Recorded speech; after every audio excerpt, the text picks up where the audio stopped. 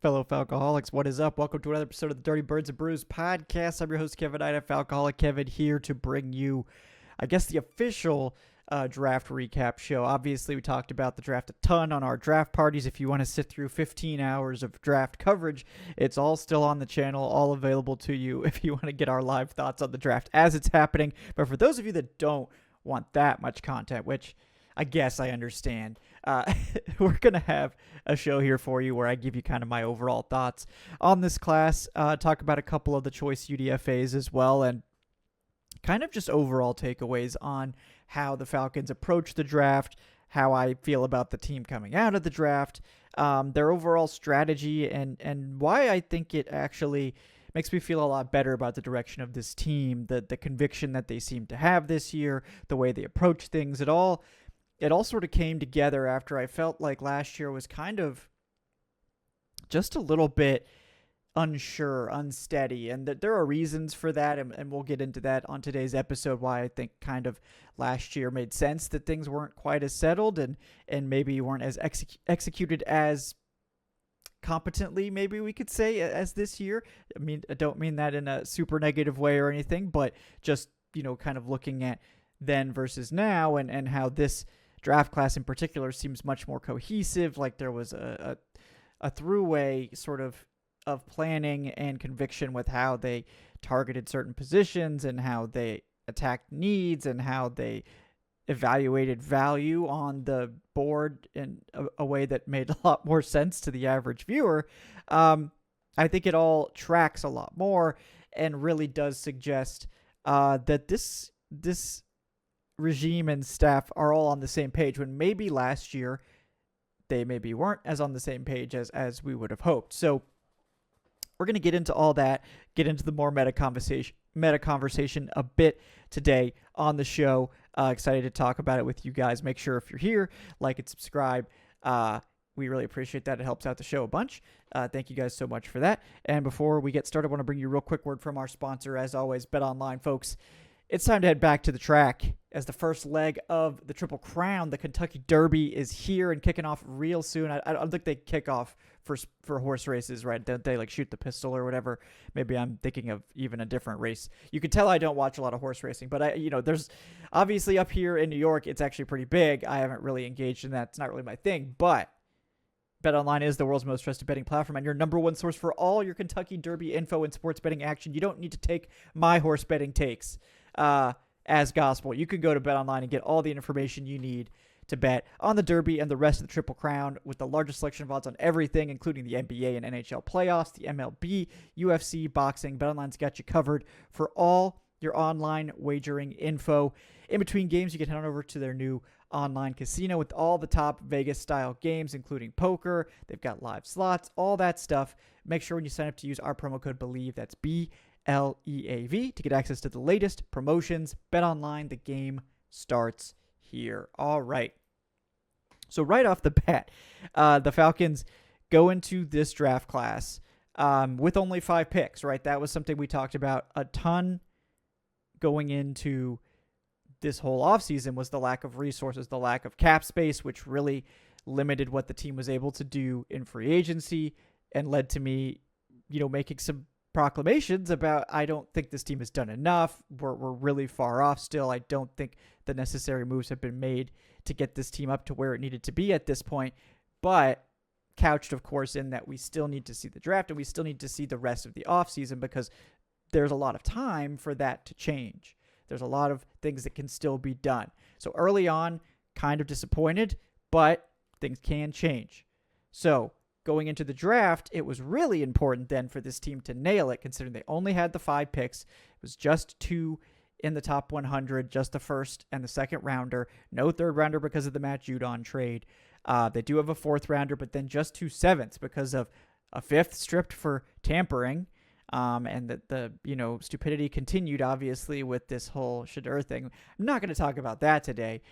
We did talk about it a bit on Wednesday's live with Mark Ramundi, if you want to go check that out. But I think we're all pretty much done talking about Shedeur Sanders here in Atlanta, so we're not going to talk about that. We're done with that.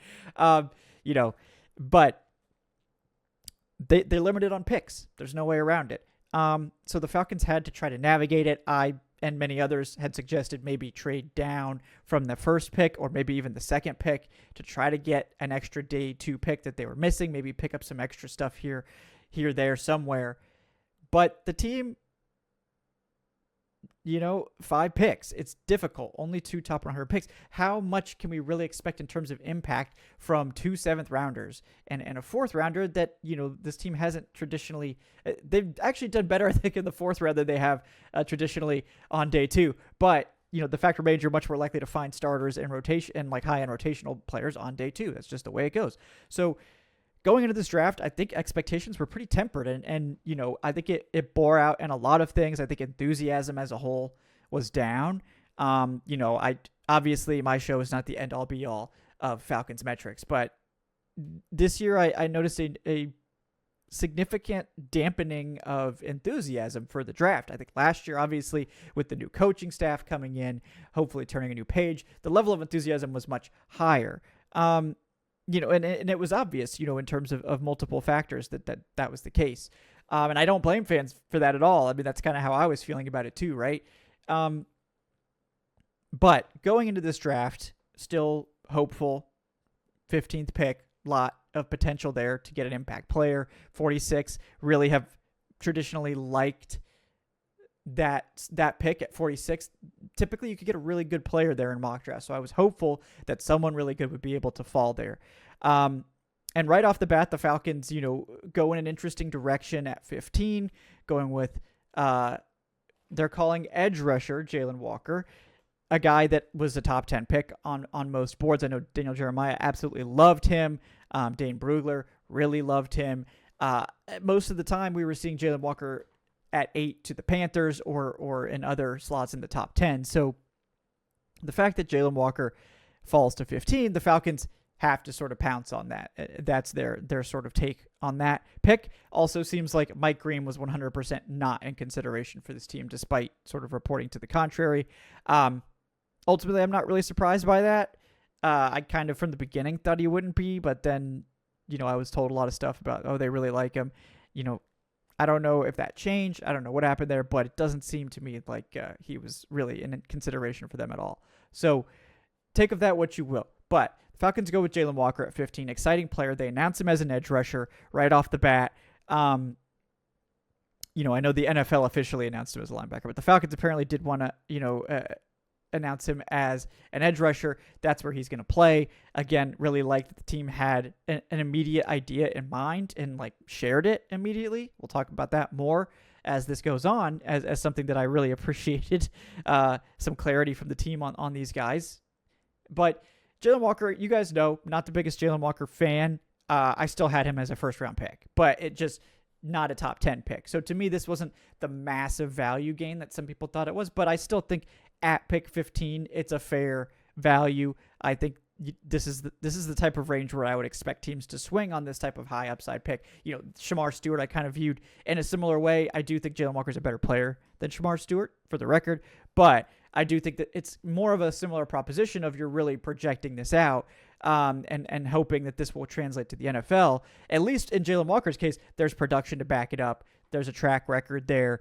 I think his projection is a little bit less clean in that, is he going to have to play off ball some? Is he going to have to play edge some? How are they going to move him around or utilize him? Maybe it's less clean, but I think his track record of pass rush success is significantly better than Shamar Stewart, or basically anyone not named, not the best pass rushers in the draft, right? In terms of James Pierce, who we'll talk about soon. James Pierce and Ezraku had a really high pass rush win rate too. There's a couple of guys I think that maybe had better numbers, but not many, right? And Jalen Walker, I think, is particularly loved for his work ethic, for his coachability, for his on-field and off-field demeanor. He's a coach's kid. Everybody raves about the character, and the Falcons have always been a team that really care about that. So I'm not shocked at all that they were super excited to get Jalen Walker, and I do think, given the team's conviction around him and sort of what they have already said about where he's going to play right off the bat, I have a lot of confidence in this move now because I respect that the team actually does have a plan for him and what they want to do. it's a nice change to have some conviction about something for once. So that right off the rip is already going to get this team some accolades. The first Georgia player they've taken in the first round in ages. Exciting pick. Moving on to the second round pick that never was, because the Falcons traded up back to 26 into the first round for the guy they were planning to take at pick 15 in edge rusher James Pierce Jr. from Tennessee. This was the boldest move of the draft by far. Obviously involves a future first round pick in 2026, which is going to make this super controversial right off the rip. To me, I was excited because I think James Pierce, I don't know how many of you guys actually watch James Pierce. Polarizing guy, right? Not a typical pass rush profile, super explosive, but very much the mold of a speed rusher in terms of his body type, but he doesn't really play like that. Obviously, the first step explosiveness is massive for him, but he's more of a straight line speed rusher as opposed to a bendy guy. I think concerns about him not being able to bend at all are way overblown. I think he's flexible enough, but he's not, as if you want to see super bend, I don't know that he's that type of guy that's going to do that type of craziness, but I do think he corners well and he's an excellent finisher. But Pierce's thing is that he is an exceptional first step explosiveness guy that just dominates off the snap. And that's a trait that will carry over to the NFL. And it's why I decided I was in on him. And the other side of the coin, obviously, with Pierce is that he's just a weird dude. It seems like he has kind of a nonchalant personality. It rubs coaches the wrong way, some of them. Some coaches didn't have him on their board because they're not sure he loves the game or football or whatever.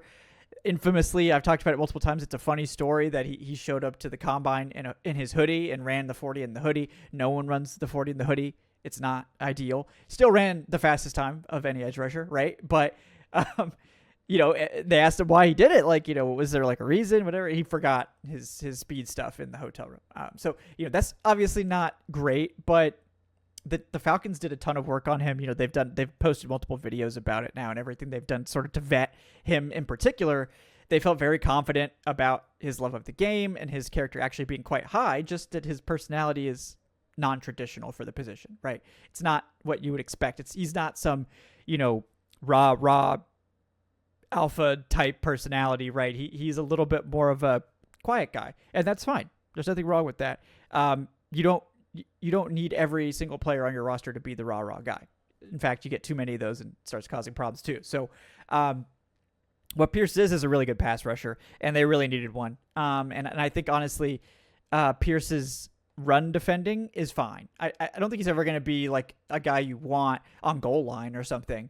Right. I mean, that's a specific role. Don't think that's for him. He's fine as a backside pursuit guy. He's actually really good, but I don't think the run is ever going to be his calling card. I think he's fine though. I think if you could put another 5 to 10 pounds on him, he played at around 245. If you can get him to 255 ish, I think he'll be fine. I don't have as many concerns there as some people do. I think he worked really hard to become a better run defender this year. Again, not something you would typically see from someone who doesn't care about football, or is just coasting to the draft. I think people saw the sack numbers go down this year a little bit, from 13 to 8, and are like, oh, well, he just phoned it in. His pressure numbers were actually better this year, but that's one thing that I think people should realize is that the pressure to sack conversion is volatile. Unless a guy is an absolutely elite finisher, you will sometimes get pressures that you'll have years where the pressure to sack rate is low, the sack number goes down,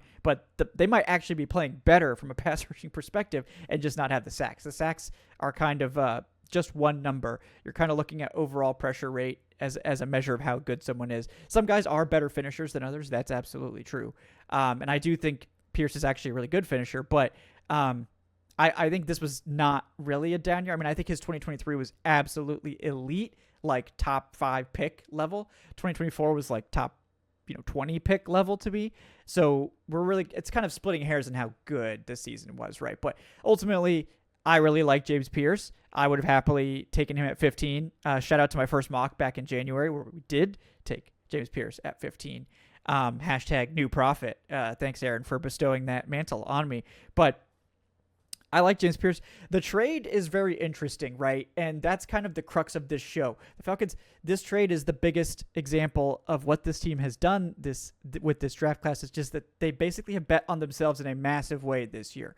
The Falcons have now declared that they can't have a losing season. They can't go down. They have to at least get a winning record, and they really should be making the playoffs, because if not, that pick they're handing to the Rams is going to get them all fired. So, we'll continue to talk about that and how that this bet on themselves is kind of carried over throughout the whole draft, and sort of, maybe even last year's draft is included in this, right? But I think you actually look at the trade in totality, which is the Falcons sent 46 and a 2026 first to the Rams for 26, which is a 20-spot jump, by the way, from the second to the first. That is an expensive, large gap. Just think about what it would be like going up from 20 to 6 or 26 to 6 in the first round. How expensive that would be. 20 spots is nothing to shake a stick at. So if you actually take that into account, I think you understand why a first-round pick next year had to be involved in this trade. But what was the most interesting, the Falcons also sent 242. The seventh rounder as a part of this trade. Shout out to Fontenot for getting us out of here on Saturday's show a little bit earlier. The Falcons also got back a third rounder that they didn't have as a part of this trade, and to me that is such a creative way to add draft capital that I really had never considered. I mean, I think that was brilliant. You trade up, but you don't actually cost yourself any picks in this draft class by trading a future first and getting a third this year back to replace a pick that you had traded away previously, right? So you actually come out of this with 2 firsts and a third instead of a first, a second, and no third. So you've actually gained a lot of value this year in exchange for losing that first next year, which obviously will be a big deal. How big a deal that is sort of TBD, and that's why I think you can't really properly grade this trade for a while.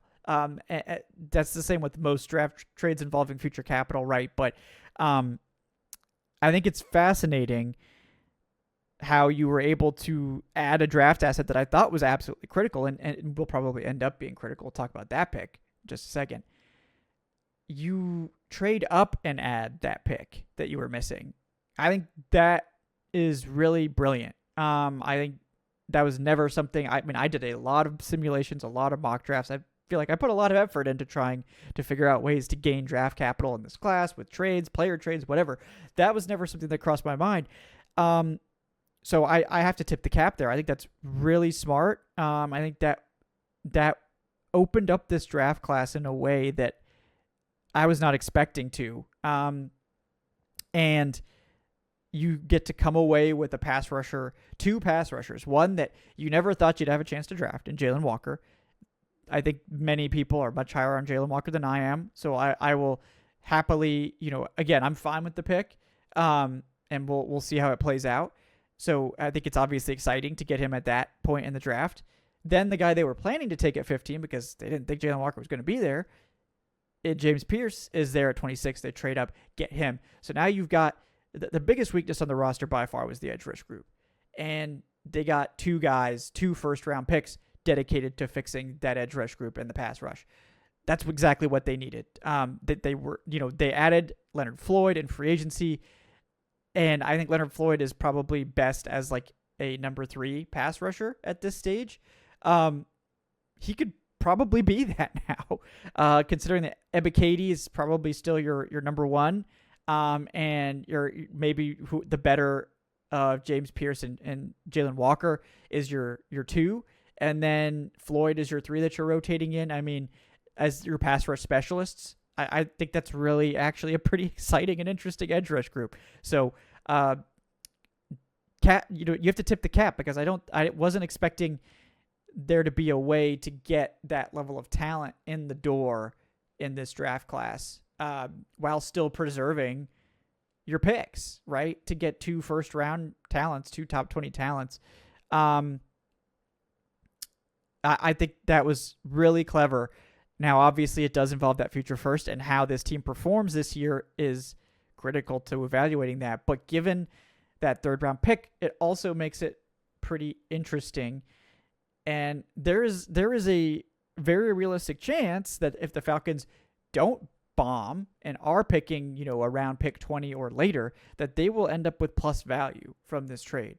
Or close enough to it to consider it a wash, and that both teams are happy, which I think is also fine. Like, I think everyone gets too caught up in like that you have to win every trade. I think if both teams come away from a trade feeling good about it, I think that's fine. I don't need to have defeated, like, your trade partner isn't an enemy.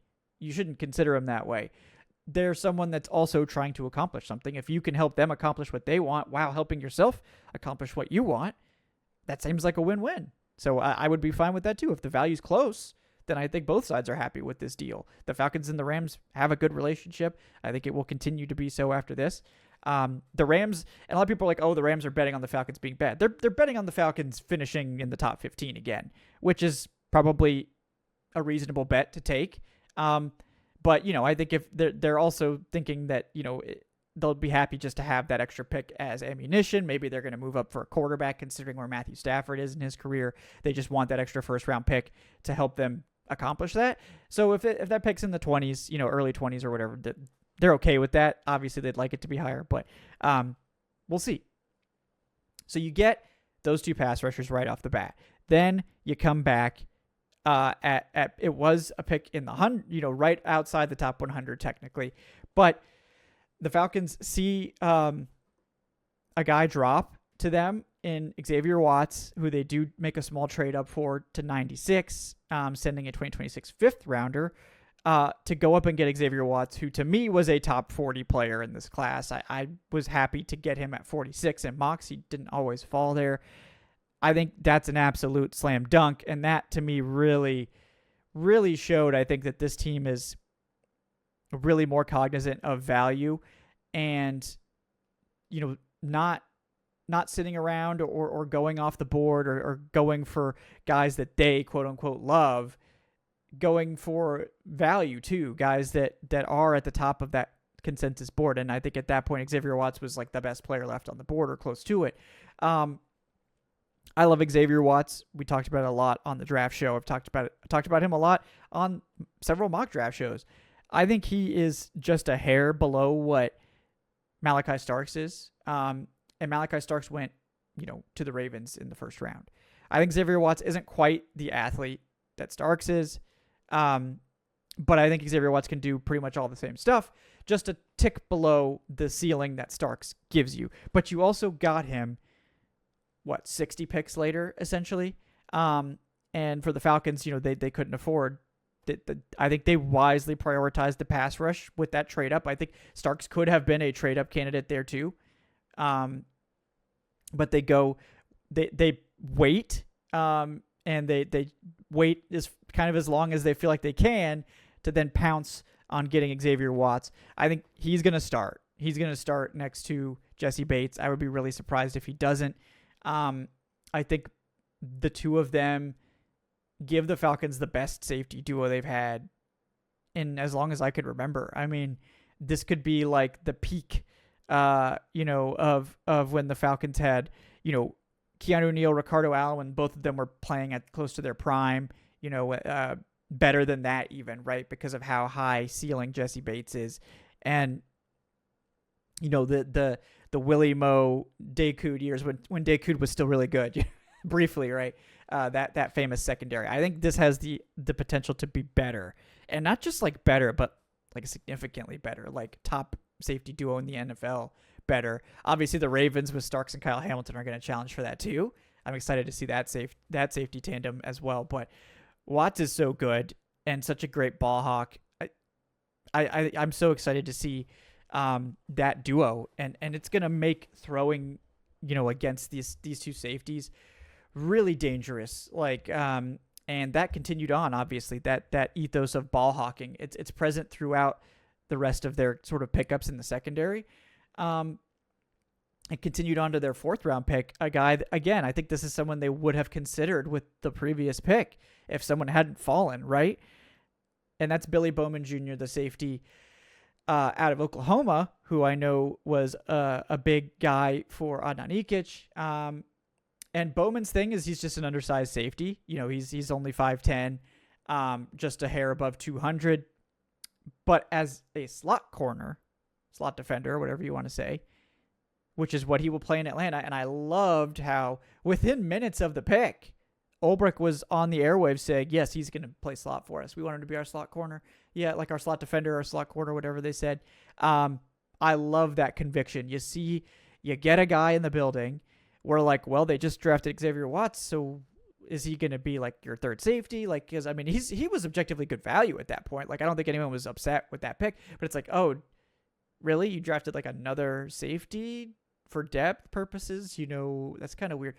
Not weird, because they needed a slot corner. The corners were pretty much gone at that point. Shout out to the Bucs for taking Jacob Parrish.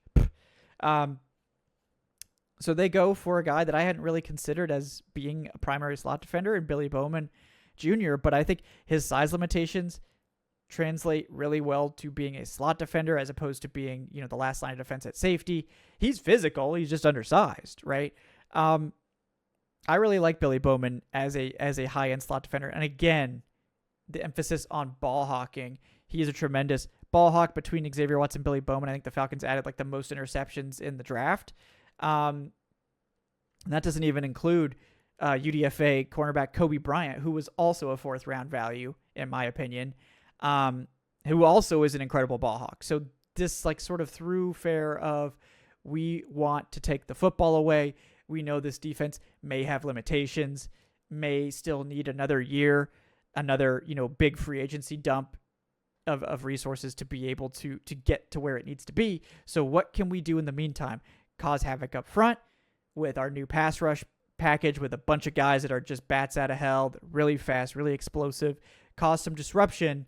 Even if we can't get all the sacks, we're going to get to the quarterback. We're going to affect the quarterback, and then we're going to fill our secondary with ball hawks that are going to take advantage of any mistakes that we can create and get the ball back to our high-powered offense, which is going to be the engine of our team, of course. You can see the plan, right? I love it. I love the conviction that we saw on the Bowman pick. I love the conviction that we saw on the Walker pick. This whole thing to me screams plan, which is why I found it so bizarre. And I talked about this on Wednesday. I'm not trying to dunk on one writer in particular, but I just found it. Look, you write an article like this, you're going to get flack, right? Sheil Kapadia. Sheil, I respect your work. Like, I've enjoyed reading your stuff. The vicious sort of takedown of the Falcons draft by Sheil, I apologize if I'm saying that wrong. I'm pretty sure I've heard that said before. But claiming that the Falcons have no plan because they took two quarterbacks last year, a plan that actually worked. And again, I would argue that they did have a plan. Their plan was to fix quarterback by any means necessary, and they didn't care if they had to throw money around or draft someone in the first round or do both. They were going to make sure they had a quarterback, and they weren't going to mess around with bad quarterback play, which is what killed Arthur Smith's career in Atlanta, right? The refusal to address quarterback, the refusal to dedicate premium resources to it. The first thing Raheem Morris does when he gets here, we're fixing quarterback. They fixed it, or at least they appeared to fix it, right? From what we've seen of Penix, very encouraging. And honestly, Kirk was looking like that was going to work out until he got hurt and hit it. Not great. But, 6-3 before the injury. So that was even working out well. So to say they had no plan last year is a little disingenuous, I think. And to then go into this and say they have no plan and they're just doing this to save their jobs and it's just fumbling around in the dark. It's not my fault you don't understand the Falcons roster. It's not my fault. I can't believe anyone thinks that the Falcons trading up to get a pass rusher that they desperately needed and adding two pass rushers is like some crazy flailing around. Like, they've needed the previous regime, Arthur Smith, I'm saying, I don't know, how into neglecting the pass rush Fontenot was. It seems like that wasn't necessarily his thing. Obviously, they needed a lot of help in the pass rush, and they went out and got two guys. This year, the ethos was clearly we need to improve the pass rush. We need to do everything we can to take a significant step forward in generating pass rush, because without it, our defense is cooked. We can't go out there and be one of the worst pass rushers in the NFL and expect to get anywhere. Even with our secondary being in a pretty good place, it's not going to work. So they did it. So to say they have no plan is ridiculous. Like, they do have a plan. Their plan is to bet on themselves, get the pass rush as close to fixed as possible. And as we know, like, rookie edge rushers typically need a year, right? To really, like, they're not typically going to be world beaters as rookies, right? So, that's why Leonard Floyd's here in part. I think the team does trust Ebiketie, and they like Leonard Floyd as like a secondary rusher. But in order to get guys up to that level, if you think rookie edge rushers are going to take a while to get going, and your competitive timeline is like where you're wanting to compete for a Super Bowl competitive timeline, not just try to make the playoffs, is 2026, doesn't it make sense to get those two pass rushers now, get them their rookie season out of the way, get them coached up and ready to go, so that when 2026 hits, you have a much better idea of where you are pass rush wise and secondary wise with the two secondary picks that were also here, so that when you're going into that competitive window that you hope for, that you're ready to go, and then not just trying to throw in another rookie pass rusher to the mix and depending on that guy to hit as a rookie, which, as we know, is very difficult. Not something you see very often. Maybe one rookie, like last year it was Jared Verse. Out of the 3 or 4 pass rushers in the first round that were hyped up, Dallas Turner, Jared Verse, Laiatu Latu. Jared Verse was the only one really that hit right off the bat. So to me, it makes perfect sense given that timeline. There's clearly a plan there. There's clearly a plan for the pass rush and the secondary. So to say there's no plan, I don't know what to tell you. Are you blind? Are you just angry? You just you going for clicks? I don't know what to tell you, but it's not right. It's incorrect. So, to make that sort of assertion, and I think you make that assertion about pretty much any NFL team, just because you don't agree with the plan or don't like the plan doesn't mean there isn't one, right?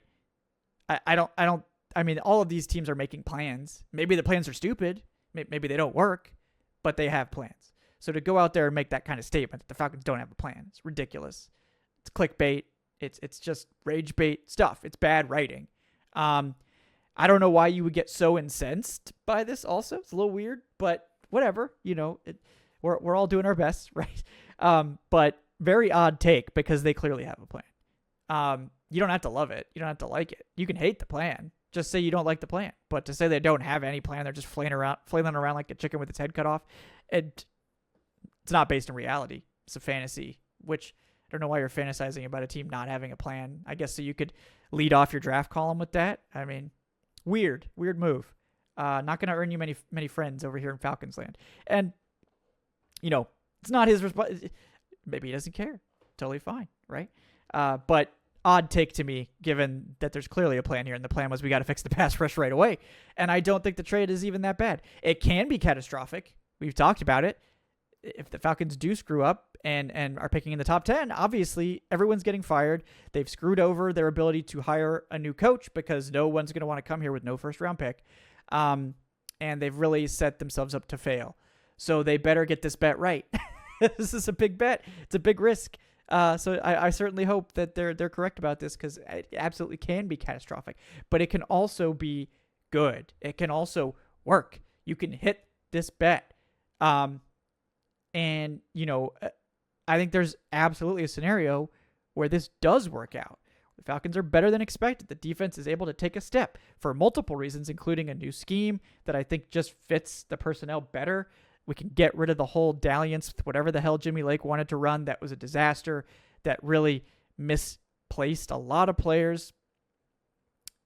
Just wish we hadn't wasted time on that nonsense. But now we're going back. It's not going to be Rod Nielsen's defense, but it's much more similar to that. So all the players we acquired for that scheme are going to be good to go. I think all the players the Falcons were acquiring last year to play whatever the heck Jimmy Lake was trying to run, they will probably fit better in this scheme. Because I think they'll have clear roles as opposed to just, Zach Harrison, we don't know what the hell to do with you. We're just going to make you play inside 4 different spots because we just can't figure out how to use a big end. Brandon Doyle, sorry, we don't know how to use you. We drafted you, but we don't know how to use you. All very stupid. I'm still mad about it. Shout out, though, we did get the news officially Zach Harrison back to edge rusher. So exciting stuff. I know they said Brandon Dorlus will be involved in that. I do think Dorlus will play more of that hybrid role. Like, think of like a Derek Shelby from the Quinn years, right? A guy that would play inside on passing downs, outside on rundowns, and I think it'll depend on the opponent and stuff. That's for another show, though. We're going to get into the deployment of the front and all that fun stuff in a later show. This is about the draft class. So we've gotten through the first 4 picks. I love all of them. I think they're all great values. Objectively, the Falcons have one of the best value drafts in the NFL, if not the number 1 value draft, according to most metrics. The Falcons got plus value on every single pick, which to me signals some sort of shift towards actually caring about the consensus board. And I think typically, while you might say, well, the media consensus board, who cares about that? Teams that follow the consensus board and get plus value on that board tend to have better drafts. It's just objective fact at this point. So you could say it doesn't matter, but it does. Like, there's now history and tracking of this that's going on. The teams that tend to get the best value, that tend to follow the consensus board closely, tend to draft better. So whether this is like an actual shift towards following the board, or they just happen to do better this year, or their own board lined up better with the consensus board, I don't know. But I like it. Whatever it was, I think it resulted in a great draft. They also do take a developmental offensive tackle in the 7th round in Jack Nelson, who, I'll be honest, didn't really watch much of Jack Nelson. I did read a scouting report on him. He sounds like an intriguing late-round developmental tackle. I do think he's got a good chance of sticking on the roster, obviously. They are really looking to see if they can find someone to take over for McGarry. I think that's pretty clear. I think they would like to get cheaper on the offensive line. Center was the first step in that. I think they're trying to open up another opportunity to get cheaper at right tackle. I don't know that you can necessarily trust Jack Nelson to just like step into that next year. Maybe he's your long-term swing tackle. Maybe they really like Storm Norton, and Storm Norton is your starting tackle at some point. Maybe they draft someone, obviously without a first-round pick. It's going to be dicier to add a tackle, but maybe that they still have a 2nd-round pick. Maybe that could be a top center, right? But at this point, I like the pick. That was also plus value. I think he was like in the top 200 of a lot of boards. So again, plus value every pick, everything defense except for the 7th rounder. I'll allow it. There's a clear plan here. There's a bet on yourselves, and this is that we're going to change schemes to a scheme that is simpler, that's going to allow us to unlock and utilize the players that we have much better. I'm talking about Ruka Rororo. I'm talking about Brandon Dorlus. I'm talking about Zach Harrison. These guys that some of which were here before, some of which were drafted last year, and they didn't seem to have any idea what to do with them. They loaded up the interior room with a bunch of guys. None of them played well. And I mean, they brought back Taquan Graham as well. So it seems like there's sort of a, like, wow, we probably messed up by going to that previous scheme, right? Let's go back to a 4-3. We'll go back to the scheme that these guys all looked good in, and we'll go from there. So I think that, on a basic level makes a ton of sense. They're going for ball hawks in the secondary. They're going for experience there. They've got 2 good outside corners. Obviously, AJ Terrell, I think, is a very good corner. I think Mike Hughes outside is actually a good corner too. I think he's actually kind of a value at his contract. I know people are itching to replace Mike Hughes. I think Mike Hughes is fine if he stays outside. He shouldn't be playing the slot. If Mike Hughes is outside, he's absolutely fine as a corner too. Yes, you can upgrade that, but that, again, is sort of like can we really afford to be trying to do upgrade cornerback too when we need to get any sense of pass rush in here that we can't? Not really, right? Ball hawks in the secondary, disruption, pressure up front. Also, a lot of people are really worried about the run defense. If you look closely, I think you can see that they have taken steps for that as well. We mentioned Zach Harrison going back to edge. We mentioned Brandon Dorlus playing edge. Braylon Trice is he was a stand-up edge rusher, but he's a big guy.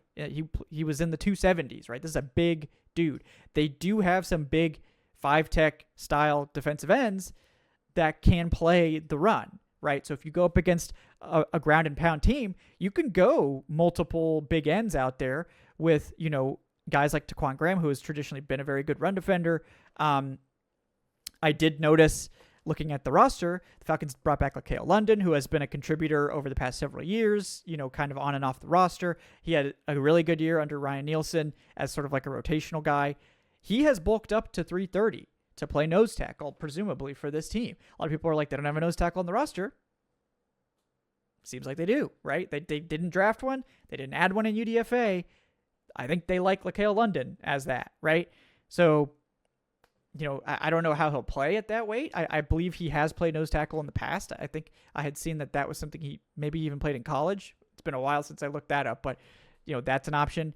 They also have David Onyemata, who's played some one tech throughout his career. If they do decide to keep him around, we'll probably talk about that on a later show as well. But I think it's a great class. And, we're not going to get into all the UDFAs on this show. I'm going to be having a show with Thor Nystrom next week where we're going to break it down because he actually knows all these guys. But I will say, I think Kobe Bryant was a 4th rounder to me. To get him as a UDFA is crazy. I think this is the perfect situation for him. He doesn't have to start. He can kind of slowly build up his body because he's going to need to put on 5 to 10 pounds, I think, right? I think he can still be a depth corner without having to do that, but it's going to take time to do that without sort of hurting, your athleticism. That's a lot of weight to put on for someone sub 200. So Kobe Bryant's going to need to put on that weight to build up his body to get ready for the NFL game, but he's a great corner. He's very good. Maybe not the best overall athlete. I think he's a good athlete, just not the most elite. But he's got good size otherwise. And I think he does have upside to be a starting outside corner potentially if he could just put a little more weight on and get up to size. So he's someone that's really interesting. I think he's got a great shot to make the roster as a depth corner to start, and he'll have some time to get up to speed. And the other guy I really love is Nick Nash, the wide receiver from San Jose State, who I'm all in. Like I watched him, I read about him. This was a guy that was like a 6th round projection for most people. I think the most productive receiver in college football essentially last year, won the Triple Crown of receptions, yardage, and touchdowns. He had 16 receiving touchdowns last year. He's a big slot. He has played outside a bunch too, but big slot last year that kind of unlocked his potential because his biggest weakness is he can't beat press. He hasn't really learned how to do that. Former quarterback, only played receiver for 2 years, and he's winning the Triple Crown in Division I football. Impressive stuff. I really like him. I don't think you just luck your way into winning the Triple Crown at the Division I level. Yes, it's the Mountain West. Ashton Jeanty played in the Mountain West. He went first round. So don't tell me that there's no competition out there, right? He played some teams. I don't know how quickly Nick Nash will get up to speed. I don't know what's going on there. And there will be a whole episode about Nash probably because I like him so much. And the wide receiver room as a whole. But there's been a clear emphasis for the Falcons on adding big receivers. Pretty much the vast majority of everyone they brought in are big receivers. The other UDFA receiver, Quincy Skinner, is a big receiver. David Sill's 6'3", Mekhi Polk 6'3", Jesse Matthews is over 6 foot, Casey Washington's obviously over 6 foot, Dylan Drummond is 6'2", Chris Blair's 6'2". The only guys that aren't 6'1 plus are Jamal Agnew, return specialist, Philip Dorsett, probably also return specialist / like maybe Darnell Mooney backup type of guy, and Ray McLeod, who is kind of just a guy that they like. I don't know if that's the prototype they wanted for a slot receiver. They just really like him. He's a good special teamer. And he's probably going to be your starting slot receiver still because he's good. But I think with all the size they've brought in, I think the picture is that they do want a bigger third receiver eventually. This is, I think, Ray Ray's last year on contract. They may bring him back, obviously, but I think they want a bigger slot receiver to go closer to what the Rams are doing in Los Angeles, where everyone can kind of switch up where they play. Ray isn't really capable of going outside, right? So I think Nick Nash eventually could be that big slot for the Falcons. I think it's very exciting. So as you guys can tell, I really like the class. I'm very excited about it. I think it shows a clear plan. I like the bet they've taken on themselves to like, look, we can't tank. We can't lose games. We can't not make the playoffs because if we do, we are gifting a massive pick to another team in our conference who's probably going to use that to bludgeon us, in a few years when we're hopefully making the playoffs for real. So they have to win. I like that pressure. The pressure should be on for this regime. Last year felt too comfortable for all parties involved, right? Everything was comfortable. We're comfortable with this. We're comfortable with that. I want conviction. And this year I felt conviction. And I don't want people to be like afraid. That doesn't lead to good outcomes. But I want the pressure to be on. The fans need wins. They need playoffs, and they need it now. We can't keep kicking the can. We can't keep resetting over and over and over again. We got to win some damn football games. And I think this draft is the most encouraging thing that this regime has done since drafting Michael Penix. And I know a lot of people hated that pick at the time too. But I don't even think it's just about that, because we mentioned Rook and Rook Aroro and Brandon Dorless and these guys that didn't really play last year. We didn't see Braylon Trice at all because of his injury. I think it's a combination of things, right? It's not just banking on this one draft. It's also betting on last year's draft. Like, okay, these guys have had the time. They've gotten a taste of the NFL. In Trice's case, hopefully had an ability to rehab fully. Now it's time to unleash all these pieces. They haven't played a ton, but it's time. Like, we're ready for them. We've got roles for them. We've got conviction about where these guys are going to play, how they're going to help us, how we're going to attack offenses. And the whole vision for the team makes sense, right? We've got a high-powered offense that's mostly intact. It's ready to go, right? What we saw with Penix was that this offense is capable of scoring. And I think that they will be able to do that. I don't have concerns about that. The defense was the big thing. It's like this defense gave up like 40 points to the Panthers, who are not a good offense, right? That's catastrophic. That's going to keep you from winning games, even against bad teams. If the defense is that bad, they couldn't have that. So what did they do? They went out and spent money on the defense. They didn't have a lot to spend, but they spent what they could. We'll see about Divine Diablo. We'll see about Leonard Floyd and all this. But the secondary looks so much better with these draft picks. The pass rush got a bunch of guys added to it, plus hopefully the guys from last year stepping up. And the plan is, look, we're not going to be the best defense. We're not going to be the most technically sound. We're not going to be the best pass rush or the best run defense or anything. But what we can do, hopefully create some havoc. And we're going to have a secondary that when those balls, if there's a mistake, if that ball gets put in harm's way, or the quarterback's trying to get too risky, or they get knocked off their spot, we're going to have a secondary full of guys that can take the ball away. There's not going to be, we're going to be getting those takeaways, getting that ball back to our offense. And that's how we're going to win.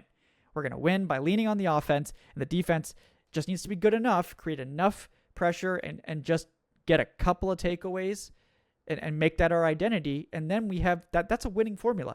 Offense, good to great offense, right? I think this could easily be a top 10 offense. A defense that's maybe like 15 to 20 in stats, which would be great.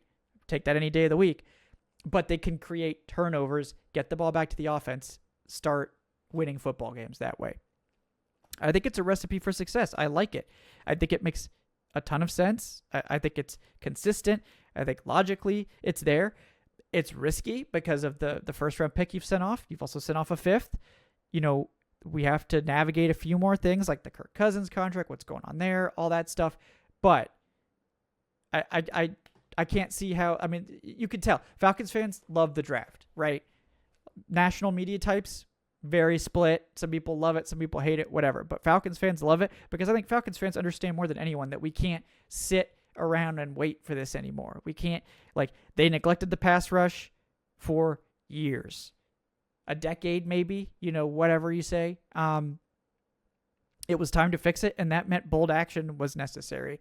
And they took bold action. There's no doubt about that. So it's exciting. I'm excited to keep talking about it. I think we got a lot of great stuff coming your way. We'll talk about how these new defensive line pieces fit in, the type of coverages we're going to see, hopefully. Lots of cool stuff. We're going to talk about the UDFA class with Thor Nystrom next week. Lots of stuff coming up. It's going to be a lot of fun as we get into the dead zone, but because of all these changes to the defense in particular, I think we got a lot of fun topics to cover while we're waiting for actual football to start up. So if you guys enjoyed this show, please like and subscribe. Always appreciate that. It really helps us out, especially the subscribing numbers. YouTube's obsessed with them for some reason. I don't know why, but they like that. We really appreciate everyone for hanging out with us on the live show as well. You can catch that on Wednesdays at 8 p.m. If you want to support the show, we appreciate that too. Patreon.com/FalcoholicLive for the people that listen to the podcast. If you're more of a video enjoyer, join up on YouTube. The YouTube channel memberships both go straight to us. We really appreciate everyone helping out there. Thanks again, of course, to BetOnline for sponsoring today's episode. Guys, I'm excited. I feel good about this team for the first time really this offseason. It's a nice feeling. So let's get into it. Let's break it down and let's get back to having a little bit of hope, perhaps, for the first time since a while, right? Last season felt a little like maybe there was something there, and that was ripped away from us, and maybe that'll happen again. But we're ready to get hurt again, right? That's what we do here. We could take it. All right, guys. Thanks again for joining us. I'm Kevin. I'm Falcon. Kevin. See you next time on the Dirty Birds and Brews podcast. Have a great day, folks.